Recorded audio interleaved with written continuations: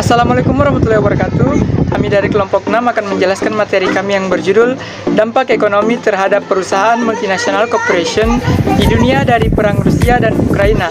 Sebelumnya perkenalkan saya Yasrul selaku moderator dari kelompok 6. Adapun anggota dari kelompok 6 yaitu Sakina, Arif Kurniawan AS, Nurul Aulia Mentari, dan Muhammad Suhdi. Para perusahaan multinasional bakal terdampak sangat besar akibat konflik Ukraina dan Rusia yang semakin memanas. Penjualan beberapa perusahaan raksasa di dunia bersinggungan erat dengan kondisi geopolitik kedua negara yang bergerak ke ambang perang, di mana dunia bakal merespon dengan sanksi-sanksi. Hal ini berdasarkan perhitungan ahli strategi JP Morgan, Dubravko, Lakus Bukas yang telah melakukan kalkulasi, di mana terdapat 7 perusahaan paling menonjol dari daftar 25 nama yang berisiko mengalami tekanan, mengingat setidaknya 4% penjualan mereka berasal dari Rusia dan Ukraina. Berikut daftar 7 perusahaan yang bakal terdampak konflik Ukraina dan Rusia. Yang pertama ada Silvamo Corporation atau yang disingkat biasa dengan SLVM. Perusahaan kertas kelas dunia ini diketahui 16,6% penjualan mereka berasal dari Rusia dan Ukraina. Silvamo Corporation merupakan anak perusahaan internasional paper, yakni produsen global terkemuka kemasan berbasis saat terbarukan dengan operasi manufaktur di Amerika Utara, Amerika Latin, Afrika Utara, dan Eropa. Yang kedua ada King Cross Gold Corporation atau yang disingkat dengan KGC.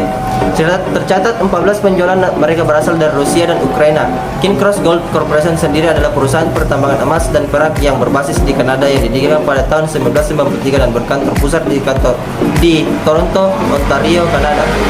King Cross saat ini mengoperasikan 7 tambang emas aktif dan menduduki peringkat kelima dari 10 perusahaan tambang emas teratas tahun 2019 oleh Investing News. Tambang perusahaan berlokasi di Brasil, Ghana, Mauritania, Rusia, dan Amerika Serikat.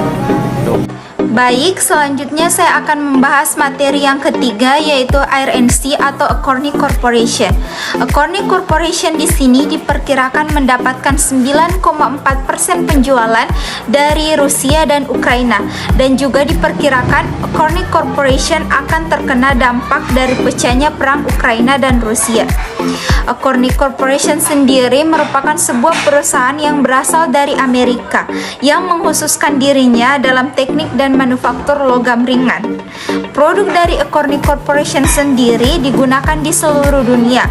Dalam salah satunya yaitu kedirgantaraan, otomotif, transportasi komersial, pengemasan, bangunan dan konstruksi, minyak dan gas, pertahanan, elektronik konsumen, dan juga aplikasi industri.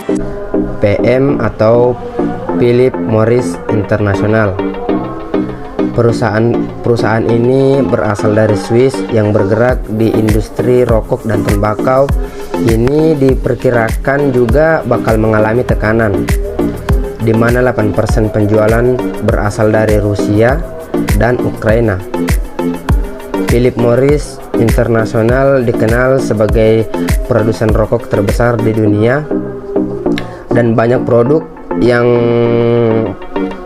dipasarkan dan bahkan mendunia, seperti yang pertama Marlboro, yang kedua Chesterfield, yang ketiga L&M, yang keempat Philip Morris, yang kelima Parliament, yang keenam Lark, yang ketujuh Merit, yang kedelapan Murati, yang kesembilan Bond Street, yang kesepuluh Next, dan yang terakhir ada Red and White.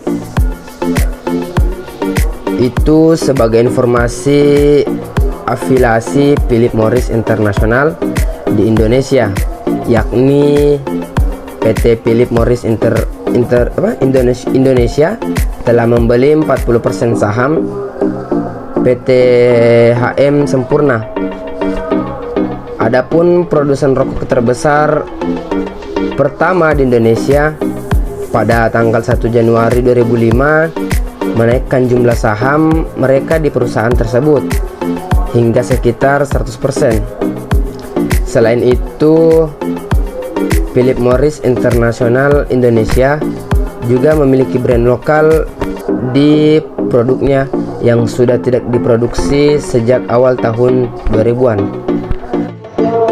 Berikutnya ada PepsiCo, perusahaan yang bergerak di industri makanan ringan, makanan dan minuman dengan pendapatan sebesar $60 miliar dan lebih dari 285.000 karyawan, yakni PepsiCo juga bakal kena imbasnya, di mana 4,4% penjualan berasal dari Rusia dan Ukraina. PepsiCo memiliki beberapa merek dunia yang paling populer, termasuk Pepsi Cola, Mountain Dew, Pepsi Diet Pepsi, Lay's, Doritos, Tropicana, Gatorade, dan Quaker. Selanjutnya adalah perusahaan Mohawk Industry. Di mana perusahaan ini adalah produsen lantai asal Amerika yang berbasis di Gulfport, Georgia, Amerika Serikat. Mohawk memproduksi produk penutup lantai untuk aplikasi perumahan dan komersial di Amerika Utara dan dana aplikasi perumahan di Eropa. Portofolio manufaktur perusahaan terdiri dari produk lantai lunak seperti karpet, produk lantai keras, pin, keramik, dan porselen, atau bisa juga seperti batu alam dan lantai kayu keras, laminate, flooring, serta lembaran vinil dan ubin vinil mewah yang diproduksi oleh Mohawk Industry.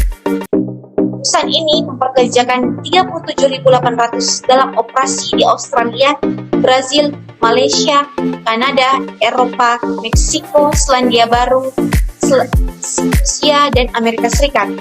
Terangkan 4,3% penjualan Mohawk Industry berasal dari Rusia dan Ukraina. Nah, selanjutnya adalah perusahaan makanan, yaitu McDonald's. McDonald's adalah perusahaan makanan cepat saji berasal dari Amerika. Diketahui rantai restoran terbesar di dunia berdasarkan pendapatan 4,2%, penjualan mereka berasal dari Rusia dan Ukraina.